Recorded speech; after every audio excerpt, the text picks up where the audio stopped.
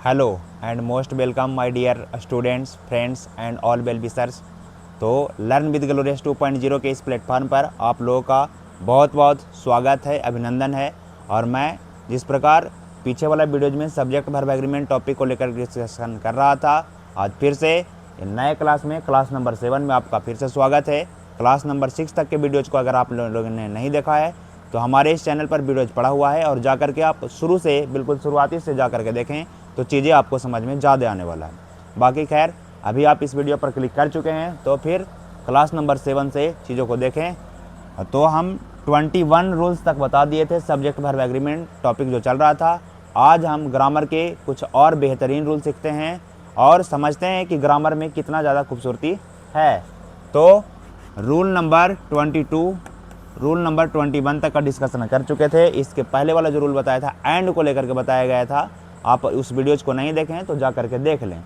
तो आज rule number 22 से हम शुरुआत कर रहे हैं। रूल नंबर 22 में हम आपको क्या सिखाने वाले हैं, या फिर इस ग्रामर के रूल्स के थ्रू हम आपको क्या बताने वाले हैं। तो इसके थ्रू हम बताना चाहते हैं कि कुछ वर्ड है जो कंपाउंड प्रीपोजिशन का काम करता है, जैसे एज, बेल, एज, ये हो गया। उसके बाद आ गया बट,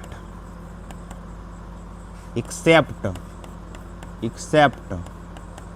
बेसाइड्स, ये कुछ ऐसे वर्ड्स हैं, एज, बेलाइज हैं, बट हैं, एक्सेप्ट हैं, बेसाइड्स हैं। एलोंग विद है, एलोंग विथ वाला वर्ड एलोंग विथ हो या टुगेदर विथ या केवल विथ हो। फिर इसी प्रकार आता है लाइक या अनलाइक आता है, लाइक या अनलाइक। ये कुछ ऐसे वर्ड्स हैं, but, except, besides, along with, together with, like, unlike. ये कुछ ऐसे वर्ड्स हैं जी जो क्या करते हैं, यह प्रीपोजिशन के रूप में प्रयोग होता है। एंड नॉट, केवल एंड नहीं, एंड के बाद नॉट बोल रहे हैं, and not, as, belies, as, but, except, beside, along with, together with, like, unlike, and not, including, excluding,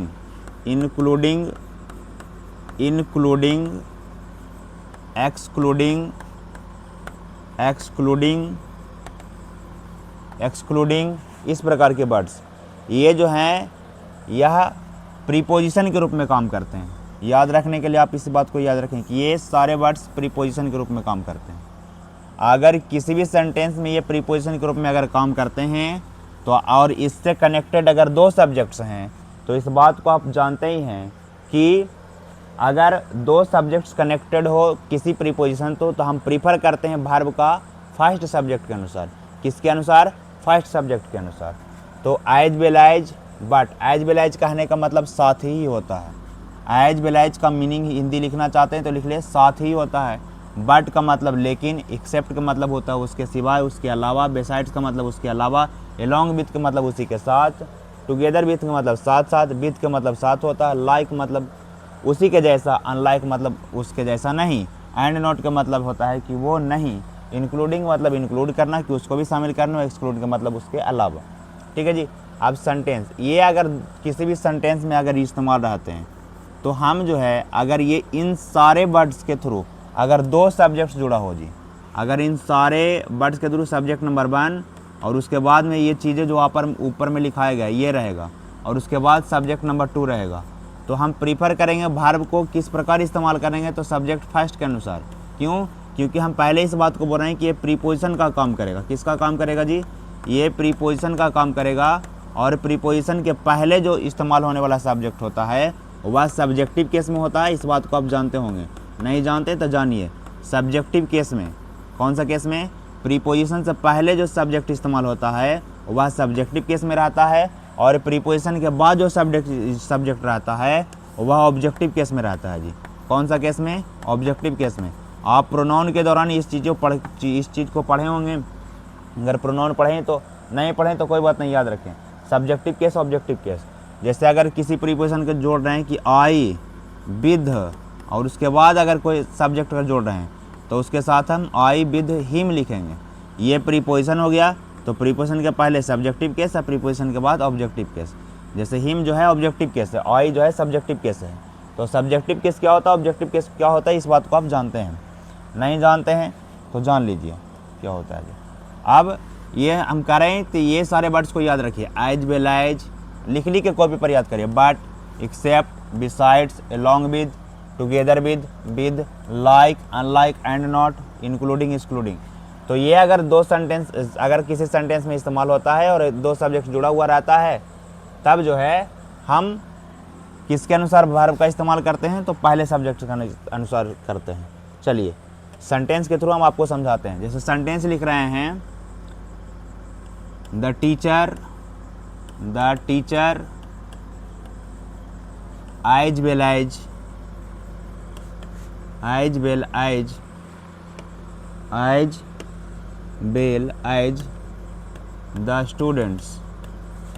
the students has या हैव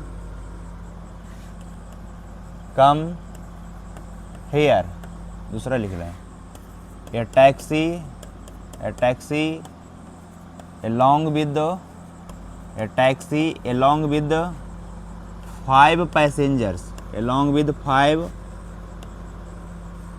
with 5 passengers is या are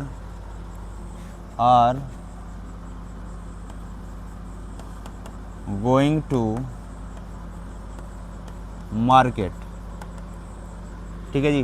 आगे जैसे she and not her family members is या are doing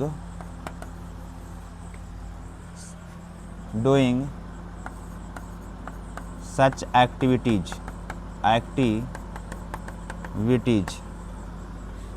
ये पहला sentence number 2, sentence number 3, sentence number 4।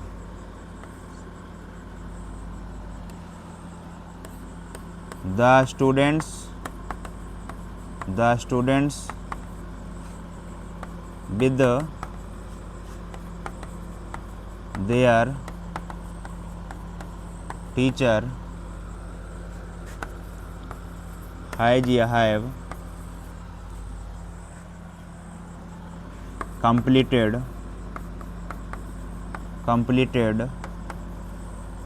this project। इस चीज़ को हम समझते हैं जी सेंटेंसेस के थ्रू। पहला सेंटेंस है कि the teacher as well as the students has या हैव कम हेयर। तो देख रहे हैं कि एज वेल एज से जुड़ा हुआ है। द टीचर, पेन चेंज करते हैं, द टीचर और द स्टूडेंट्स ये जुड़ा हुआ किससे है, तो एज वेल एज से। और अभी हमने जस्ट रूल नंबर 22 में पढ़ा कि as well as, except, but, etcetera कुछ चीज़ें होता है जो है वह प्रीपोजिशन के रूप में काम करते हैं, प्रीपोजिशनल फ्रेज है ये सब।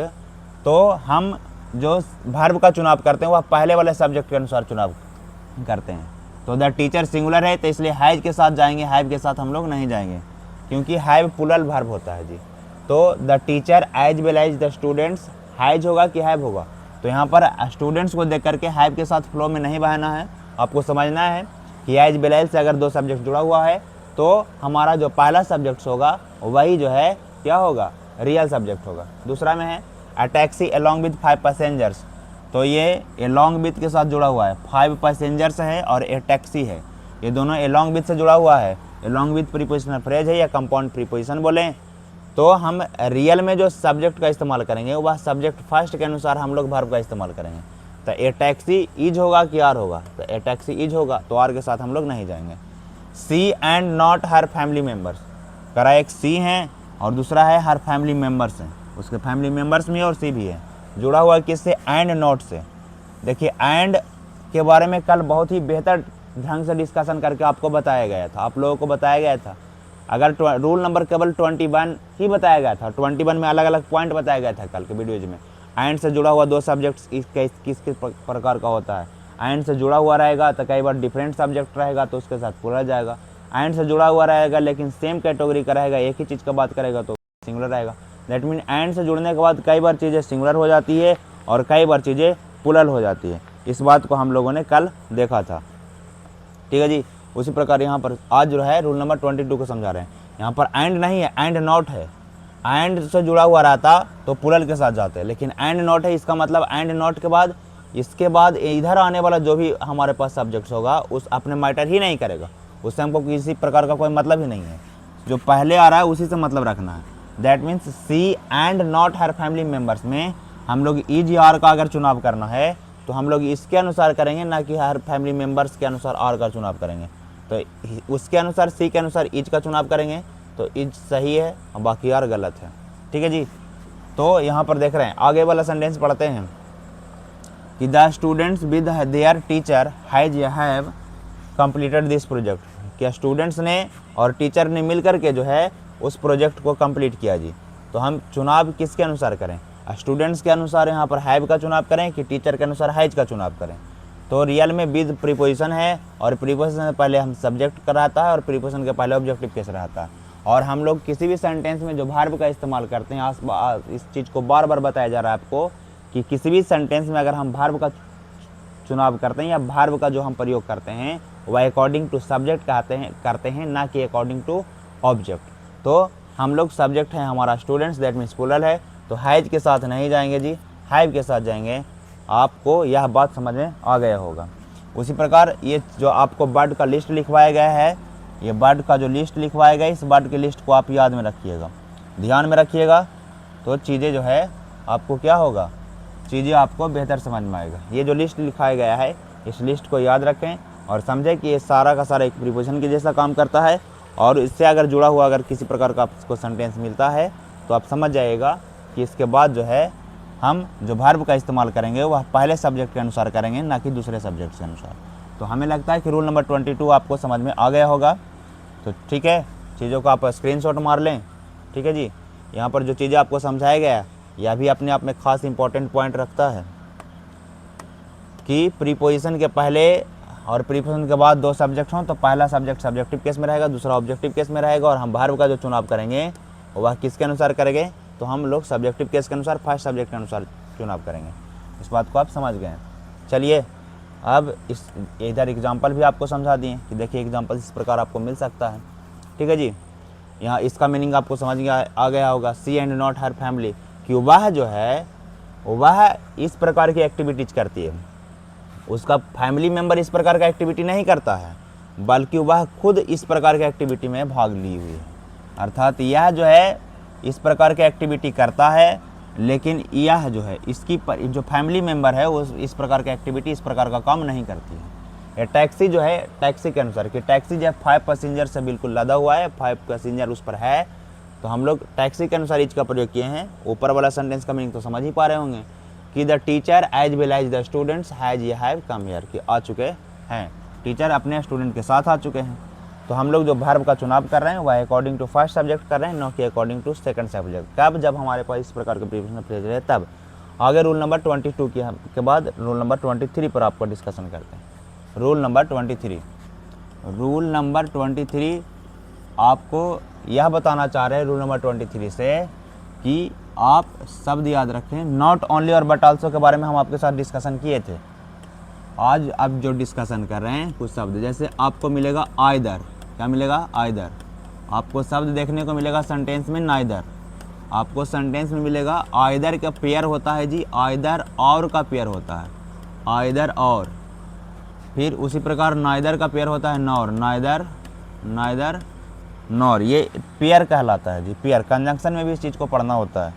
नाइदर नॉर का पेयर बनता है, आइदर, नाइदर, आइदर और नाइदर नॉर, ये सब पेयर है जी। ये सब क्या है, यह पेयर है, और यह सब पेयर है तो इससे अगर दो सब्जेक्ट्स अगर जुड़ा हुआ हो, कितने सब्जेक्ट्स, आइदर का मतलब होता है दो में से, आइदर का मतलब होता है दो में से कोई एक, और नाइदर का मतलब होता है दो में से कोई नहीं, दो में से कोई नहीं के लिए नाइदर, दो में से एक के लिए आइदर, और आइदर और के मतलब होता है या तो का अर्थ निकलता है, मतलब आइदर ही और ही, मतलब वह न तो वह, और नाइदर नॉर का मतलब होता है ना तो, यहाँ पर अर्थ निकलता है क्या जी, ना तो निकलता है अर्थ, क्या निकलता है, ना तो।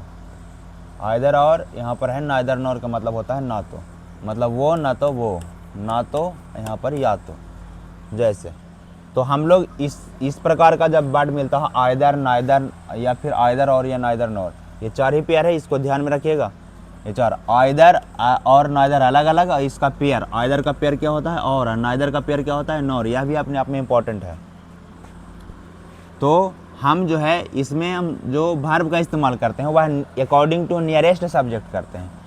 वर्ब का इस्तेमाल अगर ये सब वर्ड आपको देखने को अगर मिलता है अगर किसी भी सेंटेंस में, तो वर्ब का जो यूज करेंगे, वर्ब का यूज कब कैसा करेंगे, according to nearest subject, according to nearest subject. कहने का मतलब है जो आइदर या और के पास में जो रहेगा उसी के अनुसार वर्ब का इस्तेमाल करेंगे, ठीक है जी। जैसे एग्जांपल के थ्रू ज़्यादा समझ में आएगा, जैसे राम,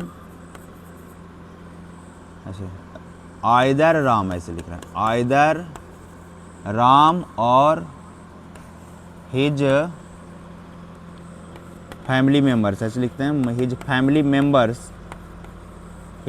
मेम्बर्स, आइदर राम और हिज फैमिली मेम्बर्स हैज और हैव डन दिस वर्क। दूसरा लिख रहे हैं, neither the teacher nor the students is या are punctual today, punctual today. Example first, example second, example third. जैसे आइदर से केवल लिखते हैं, आइदर से। चलिए इस बात को पहले समझते हैं, ऐसे लिखें,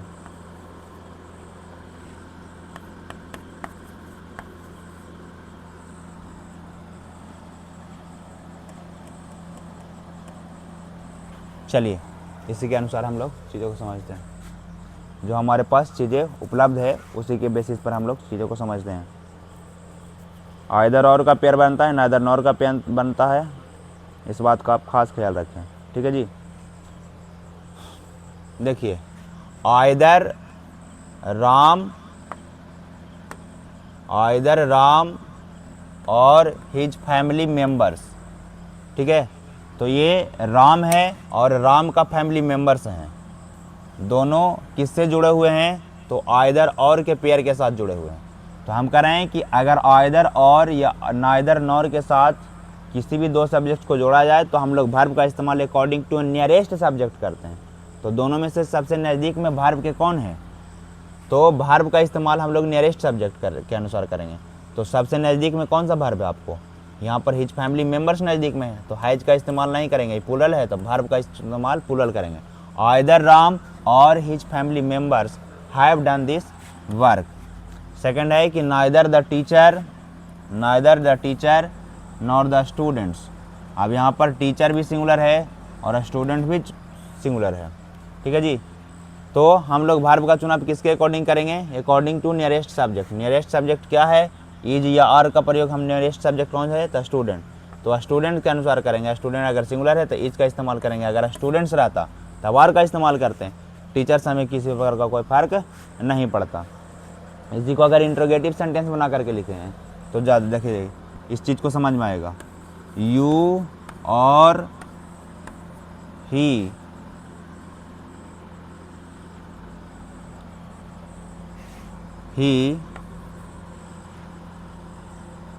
डिड दिस वर्क, ऐसा सेंटेंस लिख रहा है। यू और he did this work, you और ही डिड दिस वर्क। तो और से जुड़ा हुआ, किससे जुड़ा हुआ जी, और से। आइदर रहे, नाइदर रहे, और रहे, तो हम लोग चाहे नॉर रहे, चाहे क्या रहे जी, नॉर रहे, आइदर और नाइदर नॉर, ये सब याद रखिए, और भी रहेगा नॉर भी रहेगा, कुछ भी रह सकता है। तो यू और ही डिड दिस वर्क, यहाँ पर हम लोग जो इस्तेमाल करें, इज का इस्तेमाल करें कि आर का इस्तेमाल करेंगे। तो नज़दीक में हमारे पास सब्जेक्ट क्या है, यू, तो यहाँ पर इसी के अकॉर्डिंग इस्तेमाल करेंगे, ही डिड दिस वर्क। तो अगर हमको वर्ब इस्तेमाल करना है, यू और ही डिड दिस वर्क, सबसे पहले तो सेंटेंस गलत लिखा गया है, डिड के जगह पर हमें करना चाहिए डू। दैट मीन्स यहाँ पर सेंटेंस रॉन्ग हो जाएगा, क्योंकि हम बात को हम रखना चाह रहे हैं पास्ट में। तो डू,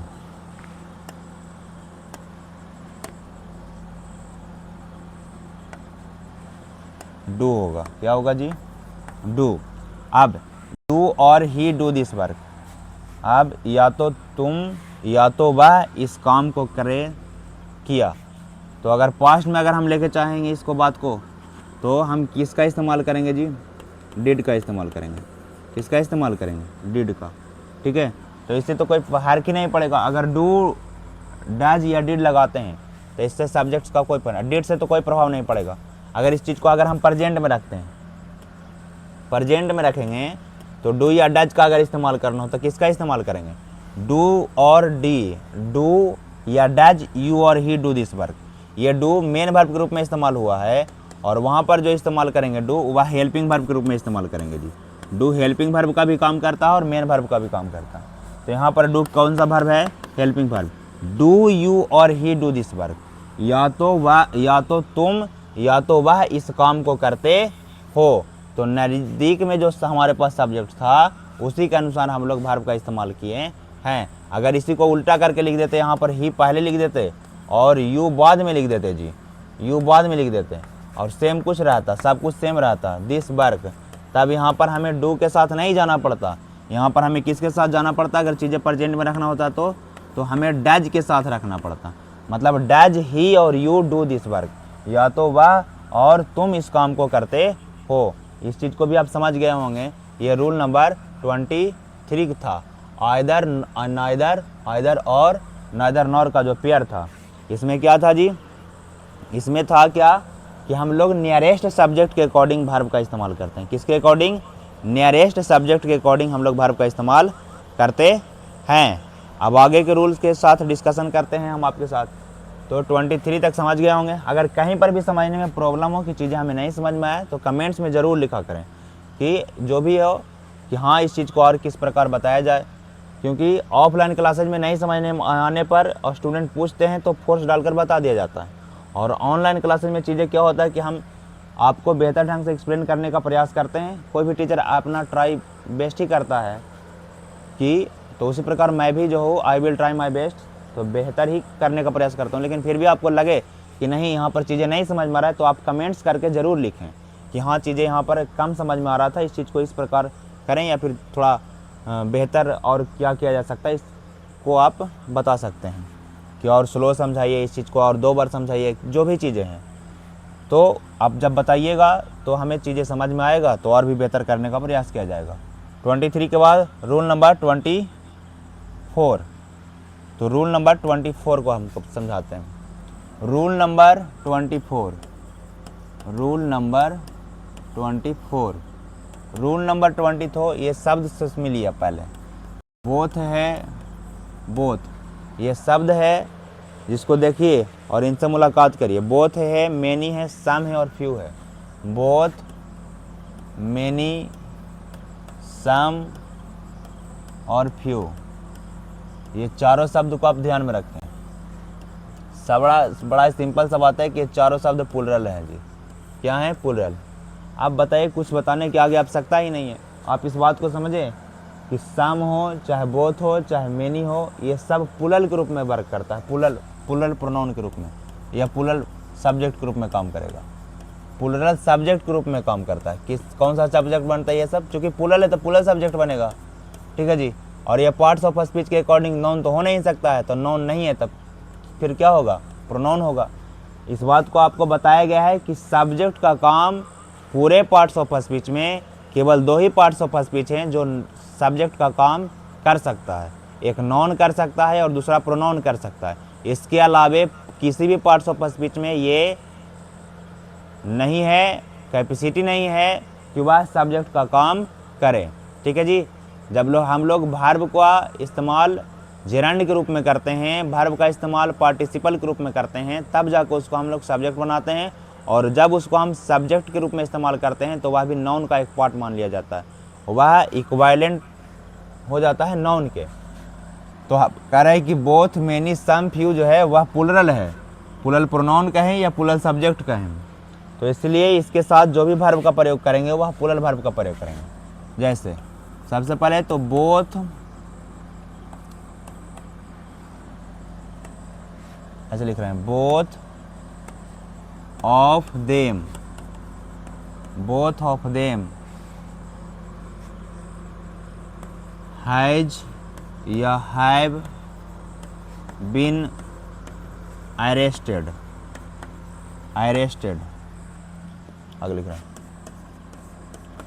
बोथ थीप या थीव्स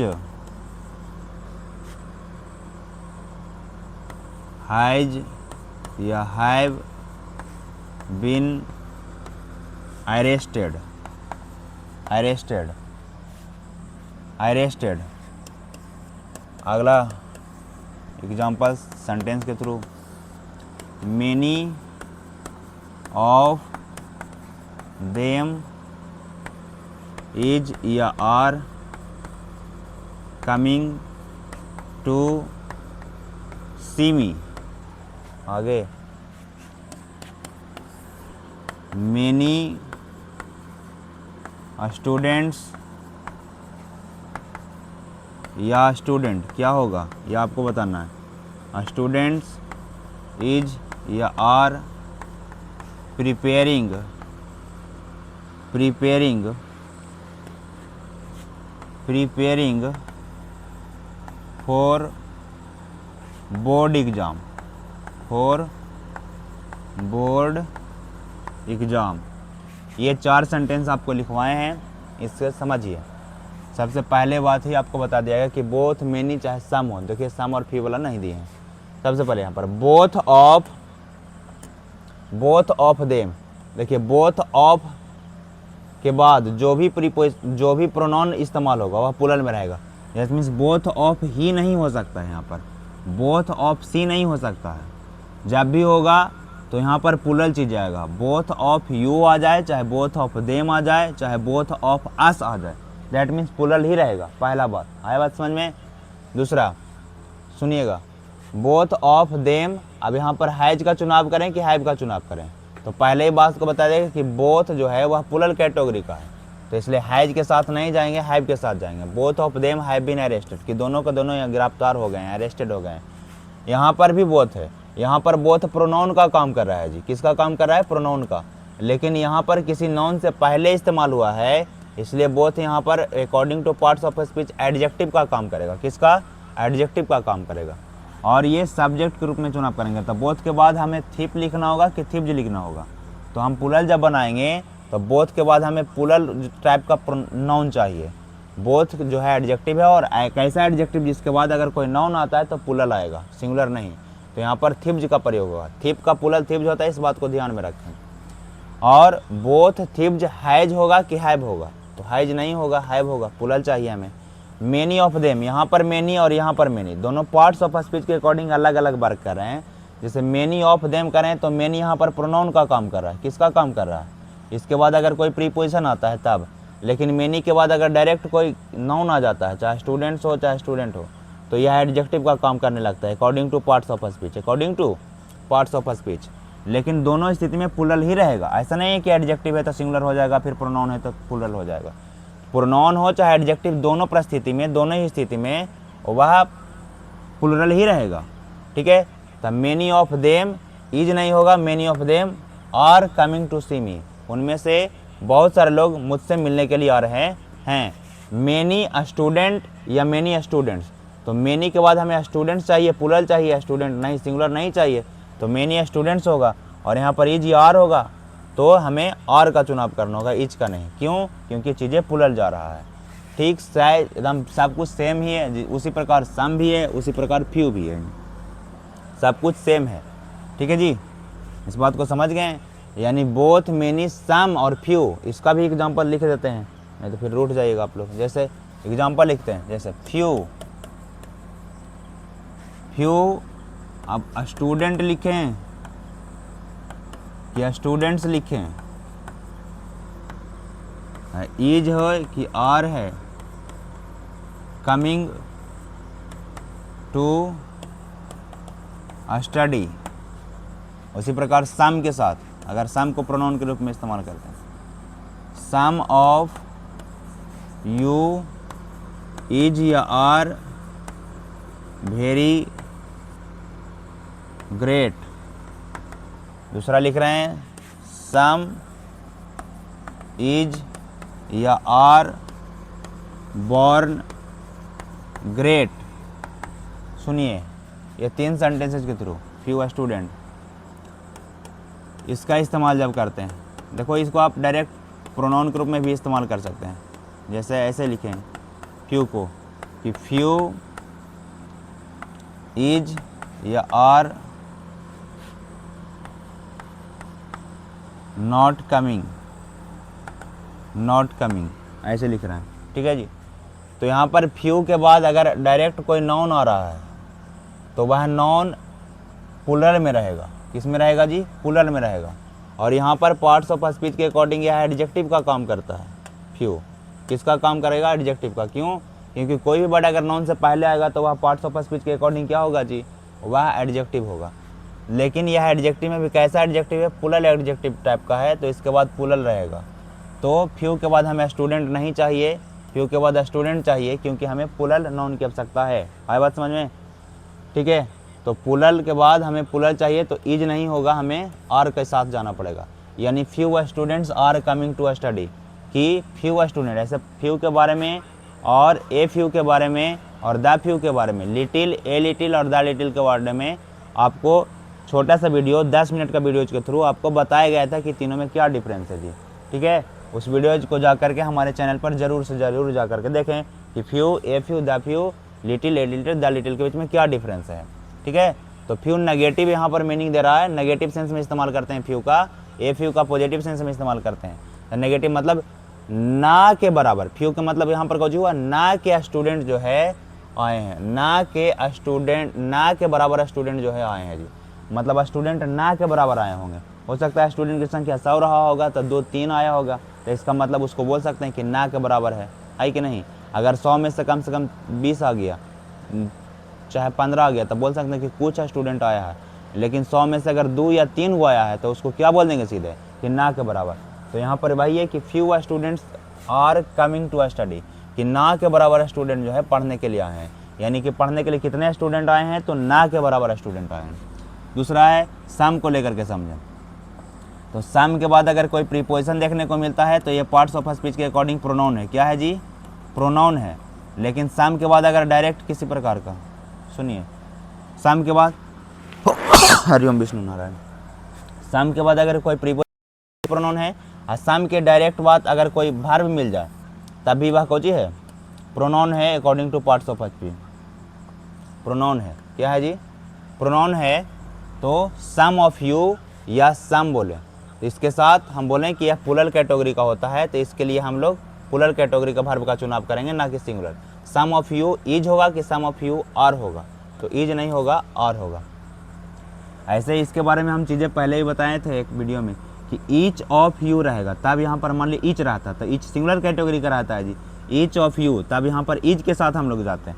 जैसे यहाँ पर हम चीज़ों को लिखते हैं कि each of you is are very great, कि आप में से प्रत्येक बहुत ज़्यादा महान है।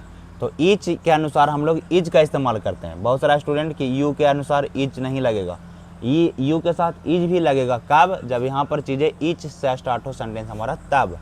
तो सम के साथ इज लगाएं कि आर लगाएं? तो आर लगाएं। इस बात को हम पहले ही बता दें कि इज आर केवल, इज या आर केवल नहीं है, आप सिंगुलर और प्लूरल को समझ रहे हैं। दैट मीन्स बाज या बर भी हो सकता है, हैव या हैज भी हो सकता है, डू या डैज भी हो सकता है जी।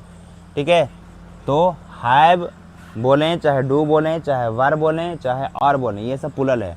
लेकिन अगर हम इज बोल रहे हैं, बाज बोल रहे हैं, हैज बोल रहे हैं, डैज बोल रहे हैं, तो सब सिंगुलर है। ठीक है, तो यहाँ पर आर का चुनाव होगा। बॉर्न ग्रेट, कि कुछ लोग जो हैं एकदम बिल्कुल महान जन्म लेबे करते हैं। फ्यू इज या आर नॉट कमिंग। अब यहाँ पर फ्यू प्लूरल है तो प्लूरल वर्ब चाहिए हमको, आर चाहिए, अर्थात फ्यू आर नॉट कमिंग मतलब ना के बराबर आए हैं, मतलब सबको आ गया होगा, मतलब कुछ ऐसा लोग जो ना के बराबर आए हैं। तो ये था हमारा रूल नंबर कितना, रूल नंबर 24। रूल नंबर 24 आपको समझ में आया होगा। रूल नंबर 24 समझ में आया तो आगे के रूल को हम डिस्कस करते हैं। 2 वर्ड्स और देख लें रूल नंबर 25 के थ्रू। रूल नंबर 25, इस चीज़ को आप स्क्रीनशॉट ले लें या नोट्स बना लें, तो कहते हैं कि नोट्स बनाएं ज़्यादा बेहतर होगा। आगे का डिस्कशन करते हैं हम आपके साथ। Rule number 25, rule number 25। ये रूल नंबर 25 में आप 2 वर्ड्स का ध्यान रखिएगा। एक है नन, एक क्या है जी, नन, और एक वर्ड है जी, एक वर्ड क्या है, एक वर्ड है एनी। क्या है, एनी। नन और एनी। नन और एनी का मतलब थोड़ा सा यही ध्यान रखना है कि नन और एनी के बाद जो आने वाला हेल्पिंग वर्ब होगा, आने वाला जो हेल्पिंग वर्ब होगा, एचवी का मतलब हेल्पिंग वर्ब, वह सिंगुलर भी हो सकता है जी और प्लूरल भी हो सकता है, प्लूरल भी हो सकता है। नन के बाद आने वाला जो हेल्पिंग वर्ब होगा वह सिंगुलर भी हो सकता है और प्लूरल भी हो सकता है, और दोनों स्थिति में बिल्कुल सही है। उसी प्रकार एनी के बाद याद रखिएगा कि एनी के बाद जो आने वाला हेल्पिंग वर्ब है, एनी के बाद जो आने वाला हेल्पिंग वर्ब है वह भी सिंगुलर हो सकता है और प्लूरल हो सकता है जी। नन और एनी 2 वर्ड्स ऐसे हैं जिसके बाद आने वाला वर्ब सिंगुलर भी हो सकता है और प्लूरल भी हो सकता है, और दोनों के दोनों सही होगा जी। दोनों के दोनों क्या होगा, सही होगा। तो इसी के बारे में जाना था। नन ऑफ या चीज़ें हो, नन हो चाहे एनी हो, ठीक है। लेकिन इसके बाद अगर कोई नाउन आता है या प्रोनाउन आता है तो वह प्लूरल रहेगा। क्या रहेगा, प्लूरल रहेगा। इस बात को भी ध्यान में रखें, प्लूरल रहेगा। इसके बाद अगर कोई प्रोनाउन आता है, इस्तेमाल करते हैं प्रीपोजिशन के साथ, या नाउन का इस्तेमाल करते हैं तो वह प्लूरल रहेगा। एनी के बाद भी उसी प्रकार, एनी के बाद अगर किसी प्रकार का नाउन का इस्तेमाल करते हैं या फिर प्रोनाउन का इस्तेमाल करते हैं तो वह प्लूरल रहेगा। लेकिन वर्ब हमेशा नहीं, वर्ब मतलब सिंगुलर भी हो सकता है और प्लूरल भी हो सकता है। जैसे एग्जाम्पल के थ्रू हम आपको समझाते हैं कि नन ऑफ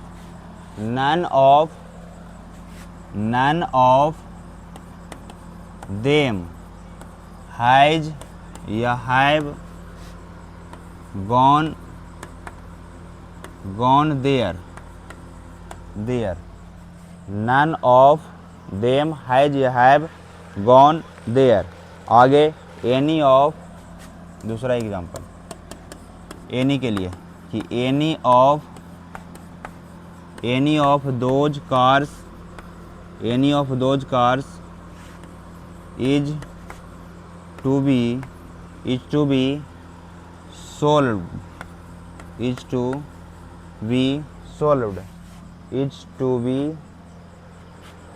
सोल्ड। अब यहाँ पर इज या आर दोनों हो सकता है, इज या आर। अब दोनों को देखते हैं ध्यान से।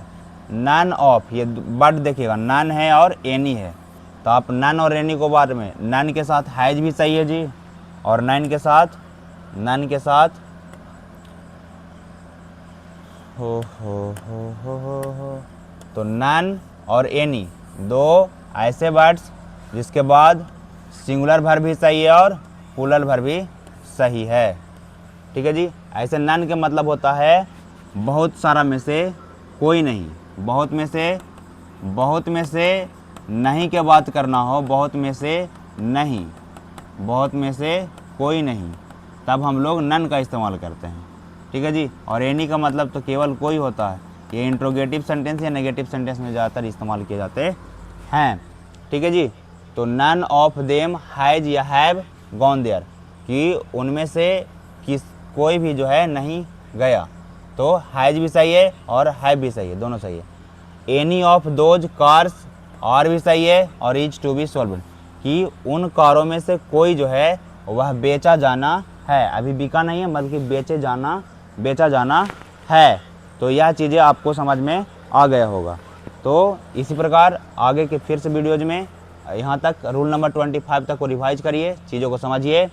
और उस पर के बाद जो है आप प्रैक्टिस करिए। ठीक है जी।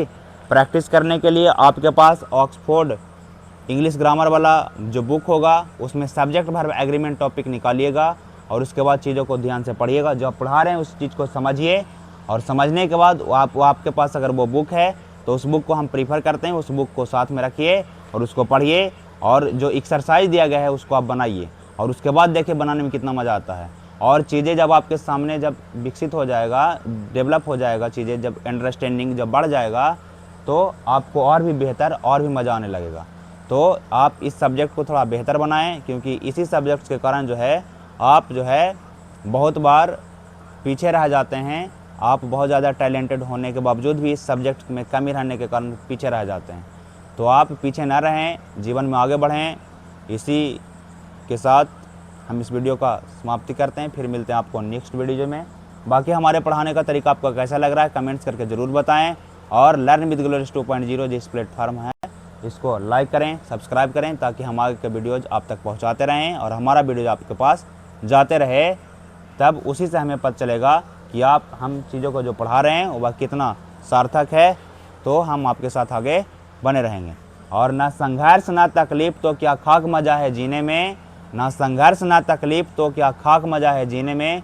बड़े बड़े तूफान भी थम जाते हैं जब आग लगी हो सीने में। तो सीने में आग लगा करके रखें और जो भी आप अपना जीवन में लक्ष्य बनाए हैं उस जीवन के लक्ष्य को अवश्य ही पूरा करें, तभी आपको अपने लाइफ में सेटिस्फैक्शन मिल सकता है। Thank you. फिर मिलते हैं आपको नेक्स्ट क्लास में।